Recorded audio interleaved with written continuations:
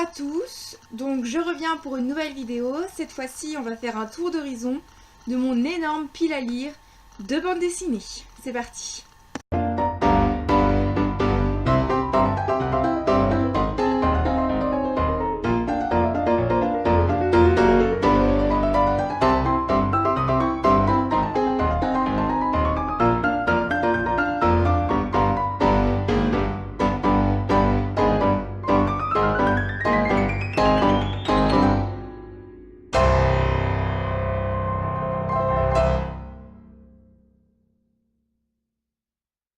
Alors commençons ce tour d'horizon par les comics. Alors je vous présente Five Ghosts, donc c'est un comics que j'ai emprunté en bibliothèque. Quand on ouvre un petit peu ce comics, on voit que les dessins sont très crayonnés. Donc, je vous rapproche ça un petit peu pour que vous voyez. Donc ils sont très crayonnés et les couleurs sont vraiment parfaitement ajustées à chacune des planches. Donc là on a, vous voyez, vraiment une seule couleur un peu unie par page, et après si on va un peu plus loin, là on va avoir encore le même thème de coloration, et ici c'est pareil, hein, on va avoir encore un autre thème de coloration. Pour ce qui est de l'histoire, on va suivre un homme dont l'activité principale est de chasser des trésors. Donc cet homme, en plus de chasser des trésors, va avoir une particularité: il peut prendre 5 formes différentes, 5 figures différentes, aux capacités différentes. Donc on a Merlin, Robin des Bois, Sherlock Holmes, Miyamoto Musashi et Dracula. Donc ces 5 figures, il va pouvoir s'approprier leurs capacités, leurs facultés, et donc il va devenir un excellent chasseur de trésors évidemment. Sauf que forcément ça va attirer la convoitise des autres. Apparemment, donc quand je vois après le résumé, ce serait une sorte d'Indiana Jones, hein, au niveau pour ce qui est recherche du trésor, aventure, côté fantastique, etc. Donc voilà, Five Ghosts. Passons maintenant à un autre comics d'un autre genre, donc Harley Quinn. Donc ça c'est le tome 4, le gang des Harley. Dans ce tome, Harley va se créer une vraie bande de sosies. Ça va être encore une fois la folie, hein, la folie propre de Harley Quinn. Donc là c'est un DC Comics. Qu'est-ce que je peux dire d'autre? Bah écoutez, j'ai regardé un petit peu les dessins, c'est comme les tomes précédents, et très propre aux nouvelles éditions des comics de super-héros. Ils sont très numérisés, vous voyez. Donc là on est vraiment dans le numérique. Voilà, donc Harley Quinn, tome 4. Et pour terminer, pour ce qui est des comics, je vais vous parler de l'achat que j'ai fait à l'occasion des 48 heures BD. Donc c'était le week-end du 7 et vendredi 7 et samedi 8 avril. Donc on nous proposait Justice League pour les 48 heures BD. Donc je suis pas forcément fan de DC Comics. J'avoue que j'aime bien Harley Quinn, les derniers Batman également sont très noirs, alors j'apprécie vraiment. Pour ce qui est de Superman, Flash, Arrow même, j'ai vraiment un peu de mal. Alors je sais pas trop, c'est vraiment le style de DC qui me plaît pas trop. Alors que Marvel, on est vraiment ancré dans la réalité. DC, c'est vraiment autre chose à côté, une réalité parallèle. Voilà. Donc Justice League, on va revoir tous les personnages vraiment principaux de DC Comics. Donc Batman, Superman, Green Lantern, Wonder Woman. On a vraiment tout le monde. Donc c'est ça que j'aime, hein, c'est les crossovers, donc forcément, même quand c'est DC Comics, ça passe. Donc voilà, le premier tome, aux origines de Justice League. Passons maintenant au manga. Alors on va commencer par un petit manga super sympa, que j'ai lu, hein, dont je vais parler sur le blog dans pas longtemps. Donc Sa Majesté le Chat, publié aux éditions de Kodiku, je l'ai reçu en service de presse. Donc ce manga il est assez différent des publications habituelles de Doki Doki. D'habitude on a des seinen, des shonen, alors là on l'a classé dans shoujo. C'est l'histoire de l'auteur en fait, carrément. C'est le mangaka qui nous parle de tous ces chats. Donc c'est du coloré, hein, par contre c'est en couleur, et ça se lit à l'endroit. Donc comme ça va toucher une plus large part de la population. Moi j'ai adoré, hein. Alors vous passez par différentes émotions en lisant ce manga. Vous pouvez, au début c'est vraiment très drôle. Hein, parce qu'on a toutes les mimiques des chats, leur petite vie, même les personnages, hein, la femme et le mangaka sont très drôles. Et après, au fur et à mesure, on va passer par la tristesse, le dégoût. On va vraiment passer par plein d'émotions. Ce manga est très émouvant, en plus d'être drôle. Vous pouvez voir également au niveau des dessins que c'est sous forme de chibi. Donc forcément, c'est encore plus drôle. Hein. Et l'auteur nous permet également de voir la vraie tête de ces petits minous. Et voilà. On a quelques petites images comme ça de temps en temps où on nous montre en photo ces petits chats. Donc ça, c'est Sa Majesté le chat d'Akihiro Kimura. Voilà. On continue dans notre lancée et je vous parle d'un autre manga que j'ai acheté au 48h BD, Black Clover. Alors, ce manga, quand j'ai lu le résumé, c'était clairement My Hero Academia. Donc je sais pas si vous connaissez My Hero Academia, donc c'est un petit garçon qui veut absolument devenir comme son icône et devenir un super-héros. Sauf que, pas de chance, c'est un des seuls de la population à ne pas avoir de pouvoirs spéciaux. Alors il va tout faire pour quand même devenir un super-héros. Bon, j'ai pas vu beaucoup de My Hero Academia, donc j'ai les animés, il faudrait vraiment que j'arrive à me lancer dedans. Alors ici, Black Clover, c'est un peu la même chose. Dans un univers de magie, le petit garçon ne possède aucun pouvoir, mais il va quand même, entre courage et amitié, tout tenter pour réaliser son rêve. Donc on est un peu dans le même schéma type du shonen, hein, toujours. Les dessins, pareil, on est très dans le shonen type, hein, à la One Piece, Naruto, Bleach, hein, voilà. Alors, je vous laisse regarder un petit peu. Hein. Donc ils sont très bien, hein, les dessins, justement, très clairs. Voilà. Donc je pense que ça va être une bonne lecture quand même, hein, parce que même si les shonen c'est un peu répétitif, c'est toujours très agréable à lire. Donc voilà, Black Clover de Yuki Tabata. Un autre manga des 48h BD, on passe à Levius. Alors ce manga est en grand format, hein, Canal l'a publié dans sa collection Big, et se lit à l'endroit, donc en version française. Alors les dessins sont très différents, c'est un shonen, mais sont très différents du manga d'avant, par exemple, de Black Clover, vous voyez. Ils sont très crayonnés, très épurés, pas très clairs, hein, on peut... De temps en temps, on voit qu'ils sont pas très clairs.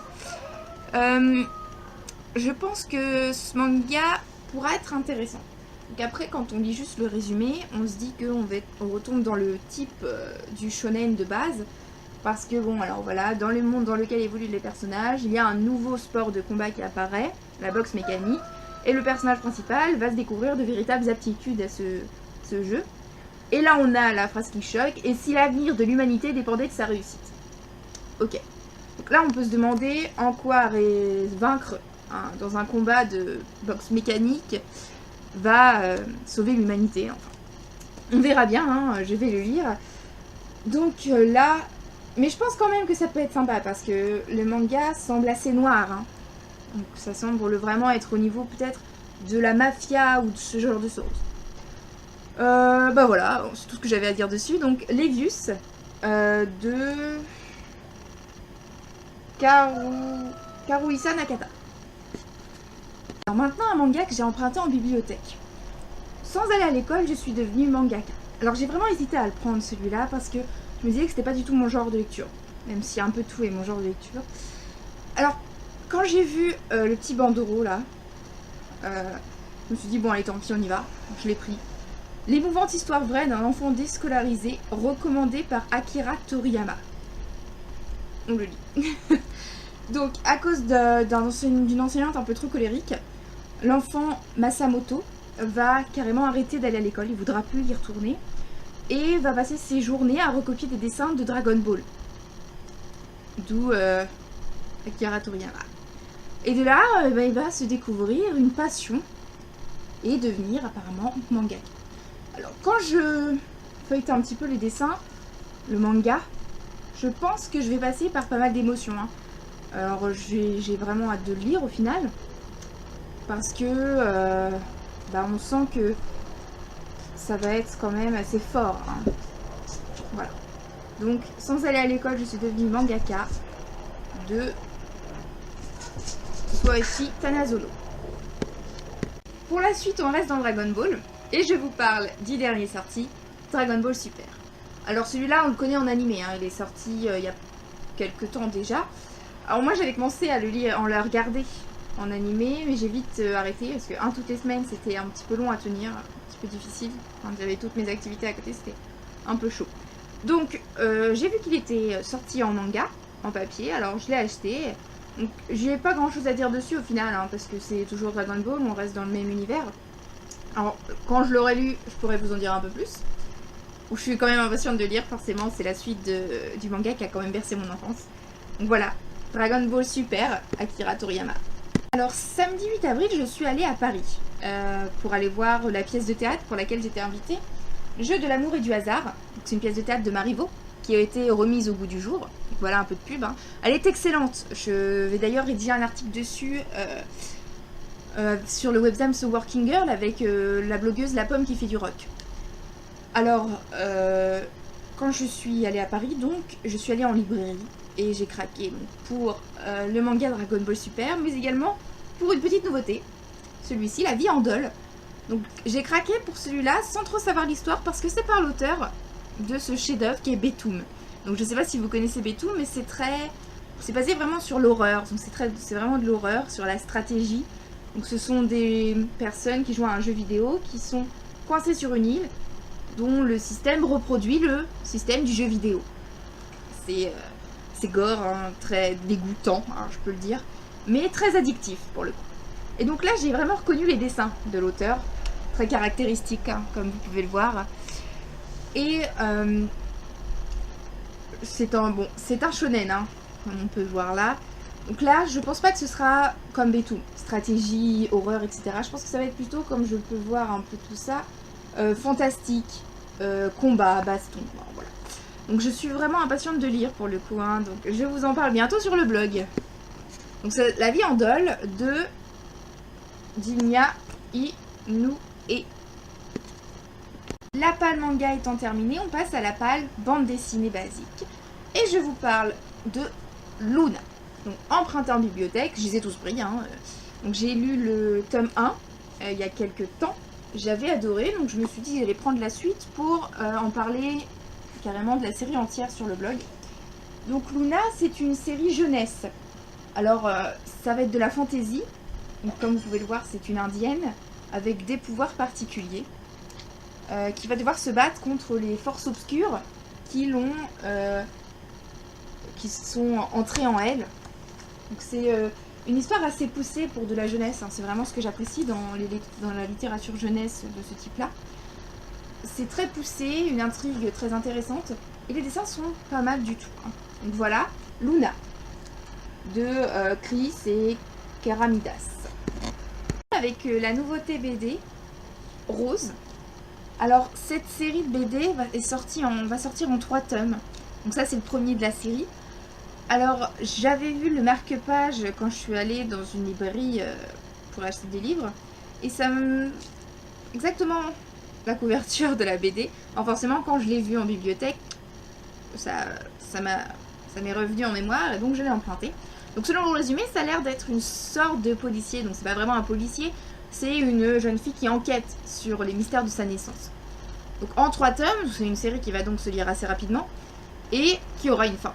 Chose importante. Voilà, donc Rose. Je continue avec une nouvelle série qui semble très intéressante, Sangre. Donc la couverture est superbe, hein, je pense que ça va être très sanglant, très noir. Alors là, c'est un univers de planète fantasy. Alors c'est le même univers que L'Enfeuse, tout troll de Troie. Je pense que vous pouvez le voir au niveau des dessins, du décor, ça ressemble énormément. Hein. Donc regardez un peu.